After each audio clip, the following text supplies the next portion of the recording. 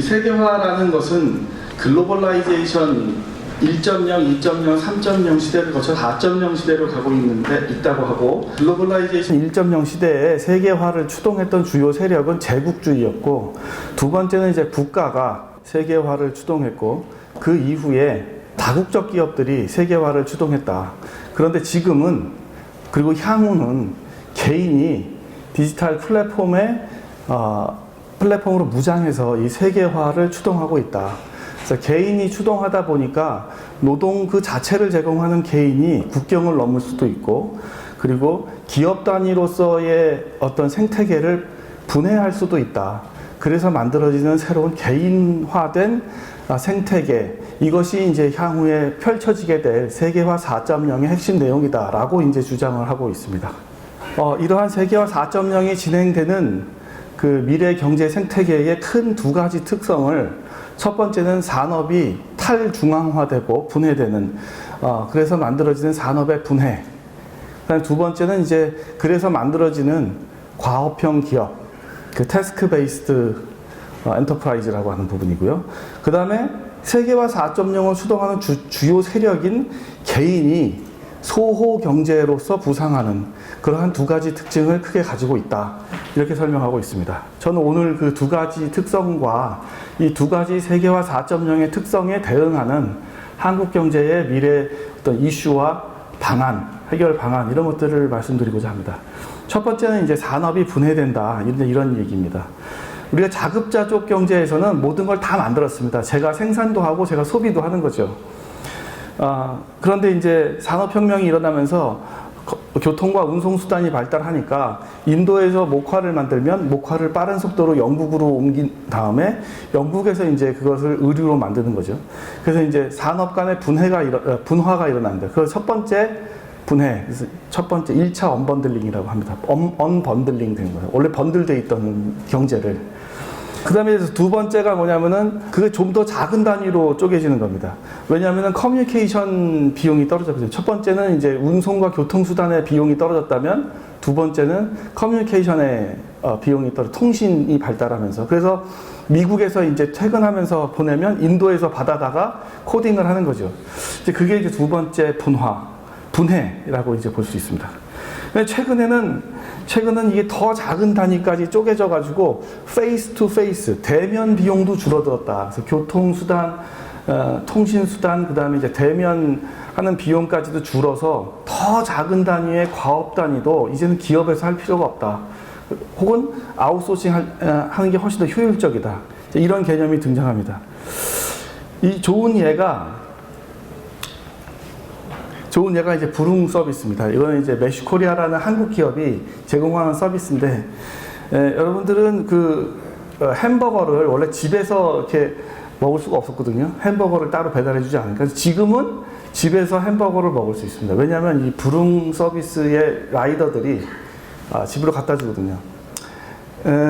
이 버거킹의 입장에서는 언제 햄버거를 얼마큼 시킬지도 모르니까 정규직을 고용해서 상시 대기하면서 언제 올지도 모르는 오더를 기다릴 수가 없거든요. 근데 이제 이 부릉 서비스의 라이더들이 전국에 한 2만 명 정도가 움직이면서 콜을 받아가지고 인공지능이 콜을 거리로 계산해가지고 이제 분배를 해줍니다. 그럼 인공지능에 의해서 분배받은 그 몇천 원짜리 햄버거를 한 번 배달할 때 1,000원씩의 수수료를 받으면서 2만 명의 라이더가 전국에서 배달을 하는 겁니다.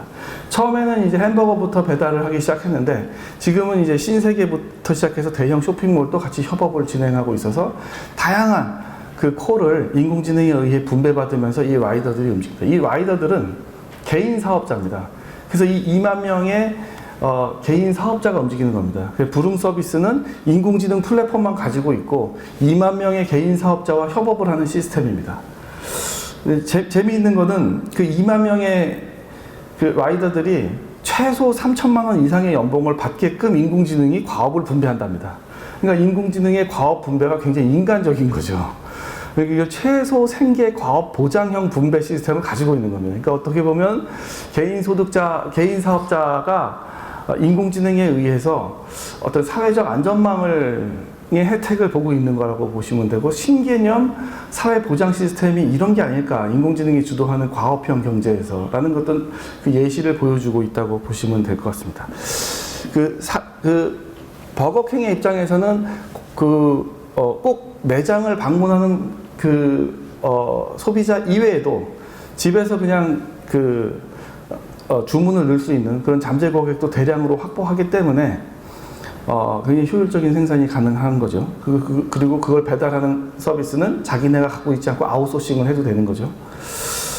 이런 식의 어떤 특정 과업이 아웃소싱 되는 것들이 인공지능에 의해서 가속화되면, 이게 이제 기존의 페덱스라고 하는 기업입니다. 이 페덱스처럼 이제 분해가 된다는 거죠. 페덱스는 원래 이제 미국 전역에 하루 만에 딜리버리가 가능한 시스템을 만들어서 그것이 196개국의 시장을 이제 장악한 글로벌 기업입니다. 이들의 장악 기법은 허브라는 중앙에다가 모든 물건을 보내고, 중앙에서 다시 스포크라고 하는 지역으로 분배하는, 그래서 집중과 분산을 했던 그 허브와 스포크 전략이거든요. 근데 이제는 그런 게 잘 안 먹힙니다. 저희 나라의 허브는 어디냐면 옥산입니다. 옥산. 그래서 거의 대부분의 물류 창구가 우리나라 지도의 중심인 옥산에 가 있는 거죠. 그래서 제가 이제 경기도 살고 있는데 의정부 있는 회사한테 주문을 하면 그 회사가 물건을 옥산으로, 대전 근처에 옥산으로 보냈다가 다시 경기도로 배송을 하는 거예요. 과거에는 그게 효율적이었죠. 근데 지금은 수많은 데이터를 인공지능이 분석하면서 그렇게 허브와 스포크가 오히려 비효율적인 시스템이 돼버리는 거죠. 그래서 페덱스의 기존 시스템들은 그 인공지능과 데이터를 이용한 다양한 스타트업에 의해서 이렇게 분해가 됩니다. 이런 분해는 꼭 이 페덱스 중심의 산업 생태계뿐만이 아니라, 지금 사실 여러분들이 은행에 안 가지 않습니까? 왜냐하면 소액 송금 같은 경우는 비바 리퍼블리카의 그 소액 송금 시스템을 이용한다거나 아니면 카카오뱅크를 이용하거나 다양한 그 송금 시스템을 이용하는 거죠. 원래 은행이라는 것은 어떻게 돈을 벌었냐? 그러면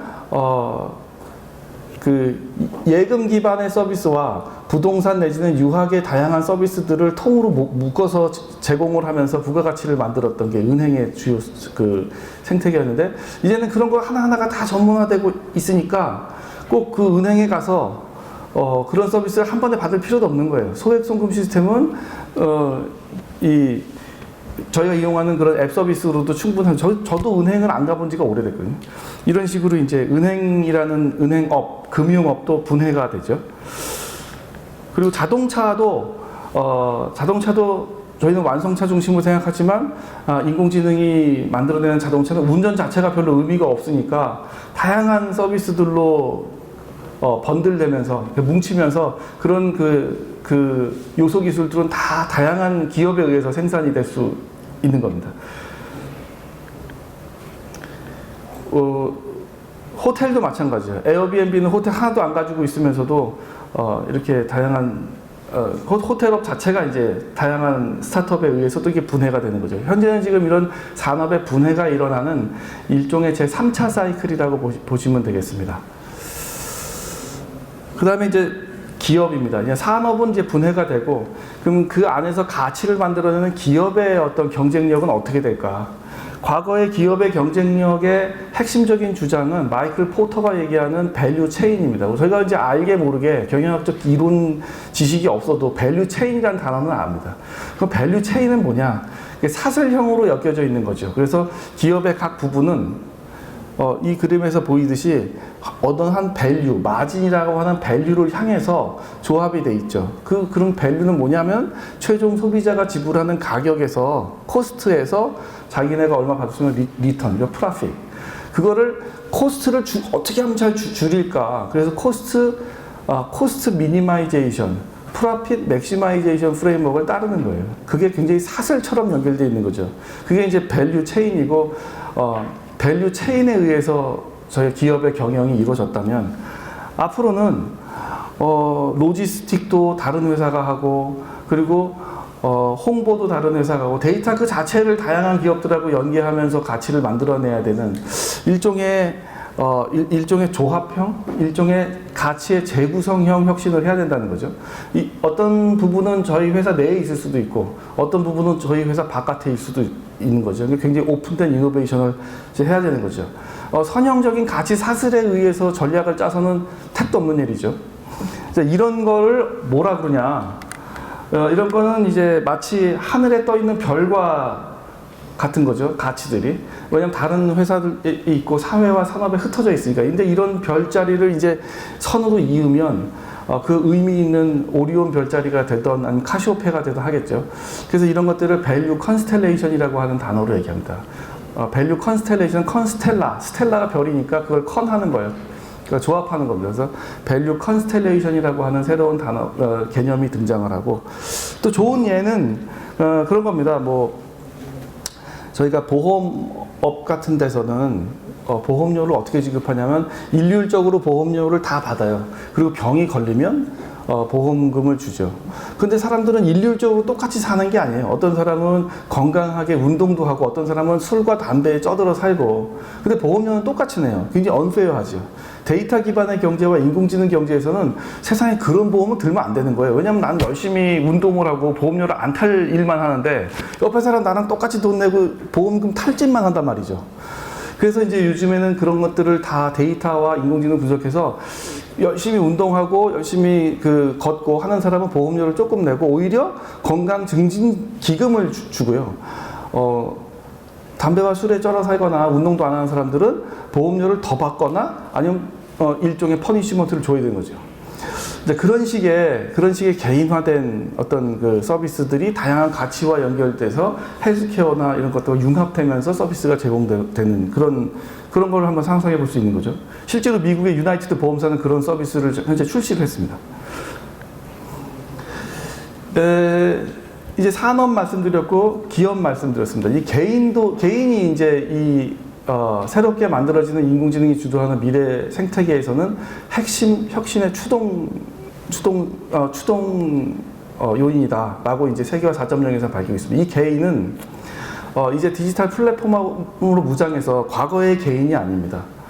여러분이 혹시 이렇게 아실지 모르겠지만 대도서관이나 신님 이런 사람들은 이 자리에 있는 어떤 분보다도 연봉이 많아요. 혹시 모르겠습니다. 이 자리에도 이런 크리에이터가 계실지 모르겠으나 이런 분들은 뭐 걸어다니는 기업입니다. 또 게임 소개부터 시작해가지고 지금 방송도 이끌고 있고, 씨님은 어떤 화장품 소개부터 시작해서 화장품 제조까지 하고 계시죠. 이런 개인들이 만들어내는 생태계가 크게 포션을 더 넓히고 있다.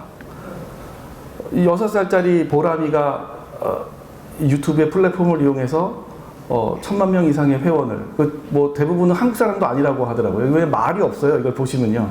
그래서 장난감 가지고 노는 겁니다. 그러다 보니까 중동에 있는 사람들도 굉장히 좋아한다고 하더라고요. 드디어 95억짜리 청담동 빌딩을 샀다고, 6살짜리가. 이제 이게 아동 학대 논란도 있어요. 아동을 그렇게 등장시켜서 돈을 버는 게 온당하냐, 뭐 이런 논란도 있긴 하지만, 그래도 이렇게 이제 과거에 저희가 생각할 수 없었던 새로운 개인이 등장을 한다는 거죠. 경제의 주요한 이제 72세 치매 초기 판정받은 박말리 할머니가 손녀와 함께 찍은 비디오 영상, 그리고 그것을 또 너무너무 사람들이 좋아해서 팔로우하면서 이 박말리 여사가 이제 개인 크리에이터로 활발히 활동하고 계십니다. 이분은 72세인데 치매 초기 판정 받으신 분이에요. 이분이 이제 순다피 차이 구글 CEO도 만났고요. 그리고 이게 수잔 보이스키 유튜브 회장도 만났고, 한국으로 초청도 해가지고 요리도 가르쳐줘요. 그래서 이런 것들을 기업이 한 게 아니고 박말리 할머니가 한 거예요. 왜 책도 썼습니다. 박말리 이대로 죽을 수 없다. 이 책도 썼어요. 그래서 이런 개인이 만들어내는 어떤 새로운 컨텐츠, 그리고 이들이 만들어내는 새로운 생태계에 내 포션이 더 커가고 있다. 근데 이제 이게 이제 방송과 어떤 크리에이터의 어떤 활동을 지나서 지금 이제 제조도 아주 많이 들어가 있습니다. 제조 중에 가장 활발한 건 이제 화장품인데, 화장품 자체가 브랜드 중심의 산업이에요. 그래서 여기는 OEM, ODM 기업들이 다 붙어 있습니다. 최근에 조금 그 이슈가 됐던 콜마 같은 회사들이 주로 이제 이 화장품 영역에서 ODM을 대신 만들어주는 그런 기업입니다. 그러니까 여기는 뭔가 이 스토리텔링이 가능하고 브랜드가 있으면 화장품을 만들 수가 있어요. 자기가 꼭 그 생산 시설 갖고 있지 않더라 하더라도 대표적인 게 화장품인데, 화장품은 현재 이런 그 크리에이터 내지는 인플루언서 이 사람들이 주도하는 산업으로 진작 바뀌었다고 합니다. 이거가 이제 그 대형 유통상점하고도 협업을 해요. 그래서 특히 정육왕이라는 사람이 있습니다. 정육왕은 고기만 주로 소개를 해요. 그래서 고기에 대해서 대단한 지식을 가지고 있고, 코스트코라든가 아니면 이마트나 롯데마트와 협업을 해서 그 유통에 새로운 컨텐츠들을 제공하고 있습니다. 또한 중국은 뭐 이런 사람들이 3천만 명이라고 하는 놀라운 숫자를 발표하기도 합니다. 이제 이런 개인 탤런트들이 여러분들이 주로 이제 활동을 할 수도 있는 거죠. 이런 사람들은 우리 이제 겸직이 가능한 거죠. 그래서 정규직은 정규직대로 있지만, 이런 분들이 이제 겸직도 가능하고 투잡, 쓰리잡도 가능해서 이제 그 잡을 셀 수가 없으니까 엔잡러라고도 합니다. 그래서 이 개인 크리에이터가 플랫폼과 연결이 돼서 엔잡러의 시대가 돼서 직장인 중 부업을 하고 있는 사람이 2016년 기준 40만 명이라고 합니다. 엄청난 숫자인데, 이거 직장인만 따졌기 때문에 아까 보람이 6살짜리 보람이와 박말레 여사 72살, 72살이 된 그런 분들까지 합치면 엄청나게 많은 분들이 이미 디지털 플랫폼으로 무장해서 인플루언서로 활동하고 계신 거예요. 그리고 그런 사람들을 엮어주는 플랫폼도 또 생겼죠. 그러니까 과거에는 없던 플랫폼이죠. 이 크몽이라고 하는 사이트도 있고, 마켓잇 애드라고 하는 것들은 이미 이제 이런 인플루언서와 크리에이터들을 엮어주는 그런 또 새로운 플랫폼이 나와서 개인이 주도하는 그런 미래 경제 생태계를 만들어 나가고 있는 겁니다. 이러다 보니까 개인이 과거에 그 경제에서 차지하고 있었던 그 비중이 계속 커지니까 대기업들도 뛰어들었어요. 그래서 대기업들은 이 소호와 인플루언서와 적극적으로 협력하고 있습니다. 그래서 롯데, 이마트, 현대, 신세계 이런 데는 이미 이런 크리에이터 내지는 인플루언서들과 같이 촬영할 수 있는 그 퍼실리티를 만들고, 그들의 브랜드를 그대로 따라서 만들기도 하고, 그 다음에 기아 자동차가 업계 최초로 유튜버를 육성하고서 빅투버라고 합니다. 그래서 기아 자동차가 이런 빅투버가 기아 자동차를 타면서 이제 뭔가 스토리텔링을 하고, 그래서 이 사람들한테는 육성을 위해서 2천만 원의 활동비도 제공해주고 있고 자동차도 제공해주고 있고, 그래서 이게 이미 이런 개인의 크리에이티브한 이런 컨텐츠들이 대기업의 유통과 기존 생태계에서 아주 상당한 그 포션을 넓혀가고 있다, 이렇게 말씀드리고 있고요. KT는 아예 이들을 교육해서 만들어내게 크리에이터 팩토리 센터를 만든다. 이건 좀 말이 좀 그래요. 크리에이터를 어떻게 팩토리에서 만들어낼까? 굉장히 창조적인 걸 어떻게 공장에서 만들어낼까? 이런 생각은 들지만, 그래도 연내 4,200명 정도를 양성하겠다고 발표를 하고 있습니다.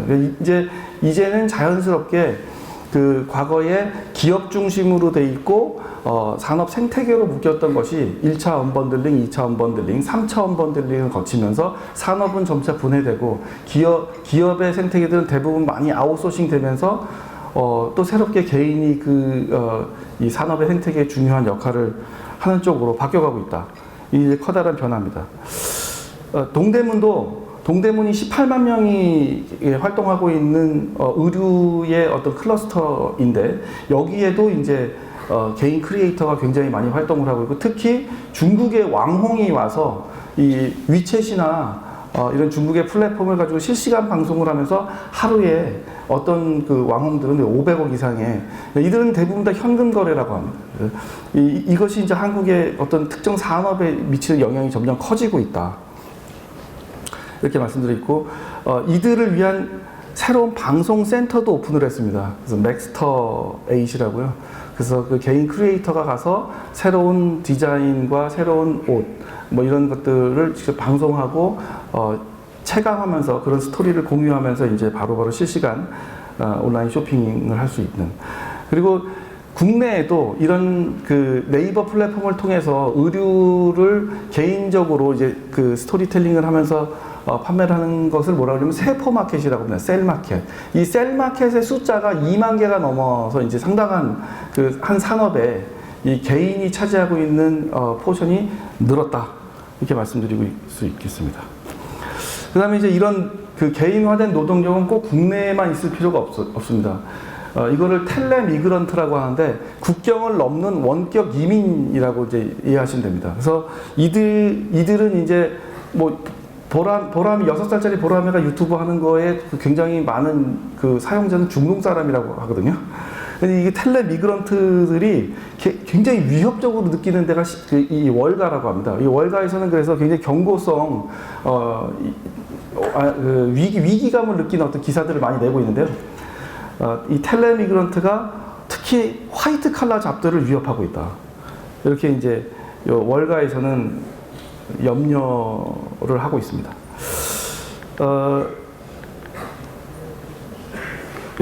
이제 이런 상황에서 저희가 무엇을 할 것인가, 이제 이 산업이 점차 분해되고, 그 다음에 개인이 세계화 4.0의 새로운 주역으로 등장하는 이 시기에 우리는 무엇을 할 것인가. 여기에는 이제 긍정적인 얘기와 부정적인 얘기가 같이 있습니다. 그래서 이 긍정과 부정을 같이 고민하면서 우리가 생각해내는 대안들을 이제 얘기해 볼 수 있겠는데요.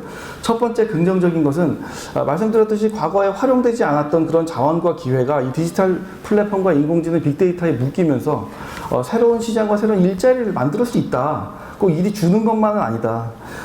말씀드렸듯이 이 부릉 서비스 같은 경우는 2만 명의 라이더가 활동을 하고 있고, 이러한 유사한 플랫폼들이 많이 등장을 현재 하고 있죠. 카바조라든가 뭐 공간 추천이라든가 이런 그 개인화된 어떤 이런 서비스들이 접목된 플랫폼들이 많이 등장을 하고 있고, 이들은 꼭 정규직이 아니라도 상관이 없는 그런 엔잡러들과 같이 협업을 하는 플랫폼들입니다.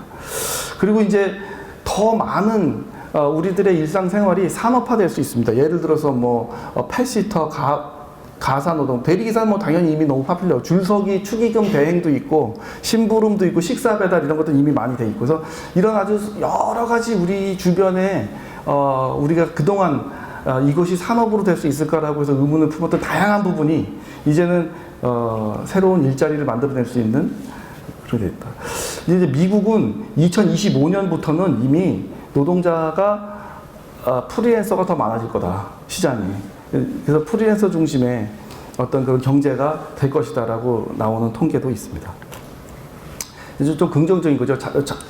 새로운 것이 만들어진다거나 그동안 활용되지 않았던 자원들이 새롭게 재해석될 수 있다는 측면에서는 이런 인공지능이 주도하는 디지털 미래 경제가 긍정적인 면도 있는데, 부정적인 면은 이제 플랫폼 노동자들이다. 그리고 플랫폼이 대부분은 이익을 가져가고, 이 플랫폼과 같이 일하는 노동자들에 대한 어떤 보호는 굉장히 취약해지고, 이게 양극화를 심하게 될 것이고, 심지어는 새로운 계급이 탄생할 것이다. 그래서 과거의 계급은 부르조아와 프롤레타리아가 있었다면 그보다도 더 못한 프레카리아트라고 하고, 늘 걱정하고, 늘 일이 없을까 걱정하고, 늘 내가 아무리 벌어도 어느 성장사다리 이상을 못 넘어가는 그런 계급, 그거를 프롤레타리아보다 더 못한 계급이라고 얘기하는 프레카리아트, 키아트 이런 그 계급이 생길 것이다.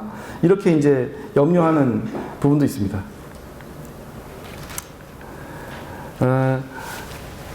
그래서 이런 긍정과 부정의 어떤 견해가 있음에도 불구하고 과연 우리는 어디로 갈 것인가에 첫 번째 우리의 커다란 전제는 기술은 거꾸로 가지 않는다는 겁니다. 기술의 불가역성이라고 하는데, 이 기술이 갖고 있는 명암이 있지만 그래도 기술이 거꾸로 가지는 않는다. 그래서 이런 기술이 만들어내는, 새로운 디지털 기술이 만들어내는 이 기회의 창을 받아들이고, 거기서 생기는 어떤 위험 요인이라든가 아니면 부정적인 부분을 우리가 최소화하면서 나가자. 이게 이제 커다란 저의 주장입니다. 첫 번째는 창업을 활성화시키는 것이 필요하다. 그런데 지금 창업은 어떻게 지원되냐면은 창업에 대한 시설 기반을 제공한다거나 아니면 뭐 창업에 대한 컨설팅을 해주는 이런 것들인데, 크리에이터를 어떻게 창업을 컨설팅 하겠습니까? 인플루언서를 어떻게 창업 컨설팅을 하겠습니까? 오히려 다른 나라들의 다른 나라 사례를 좀 참조해 볼 수 있는데, 이들은 실업수당보다는 창업수당을 줍니다. 저희 나라는 아직 창업수당은 없고 실업수당이 있습니다. 제가 수당을 찾아보니까 해녀수당도 있더라고요. 해녀수당. 그러니까 이거는 뭐냐면 우리나라는 실업을 해야 돈을 받을 수 있고 해녀 같은 걸 하면 수당을 받을 수 있는데 창업을 하면 받을 수 있는 수당이 없어요. 대구에서 한번 실험을 해봤다는데 30만 원 준다고 하거든요. 근데 영국이나 독일은 창업을 하면 창업 초기 3년이 되게 위험하니까 창업 초기 3년 동안 그 사람의 역량을 기준으로 차등적으로 창업 수당을 준다고 합니다. 어떤 사람은 능력이 굉장히 높아요. 이들의 창업 수당은 실업 수당보다 높습니다. 저희는 아직 그렇게 안 돼 있거든요. 그래서 이 다양한 기회가 밖에 있으니 이 기회를 활용해서 다양한 창업에 뛰어들려고 하는 쪽으로 저희가 기제를 바꿔가는 게 필요하다. 이게 이제 첫 번째고요. 두 번째는 경쟁이 좀 공정해야 되는데 플랫폼이 너무 독점되면 이제 디지털 카르텔이라는 게 생겨서 플랫폼 기업 간에 프로핏을 나눠 먹고, 그리고 거기에 붙어서 정말 그 가치를 만들어내는 개인 혹은 인플루언서, 이런 사람들은 그냥 여전히 노동자로 있는 그런 것들, 혹은 더 다양한 혁신이 못 나오게끔 하는 소수 플랫폼 간의 독점, 이런 것들이 이제 좀 걱정이 된다.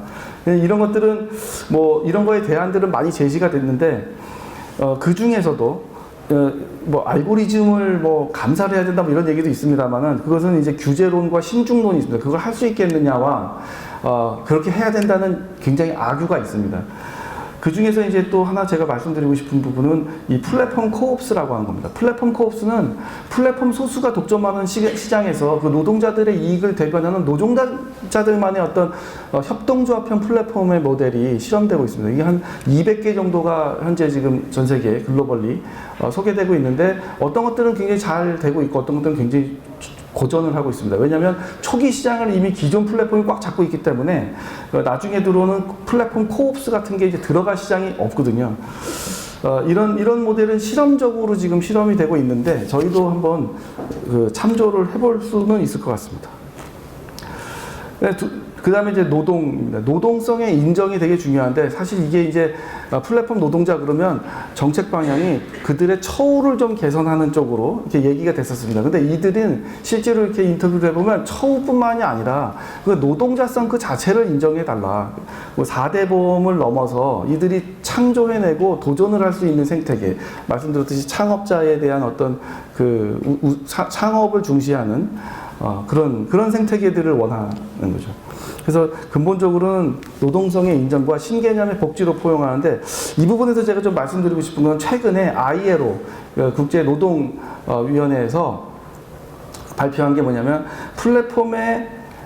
플랫폼과 같이 이 생산활동을 하는 플랫폼 노동자들에 대해서는 그 디지털 소셜 시큐리티라는 걸 만들자.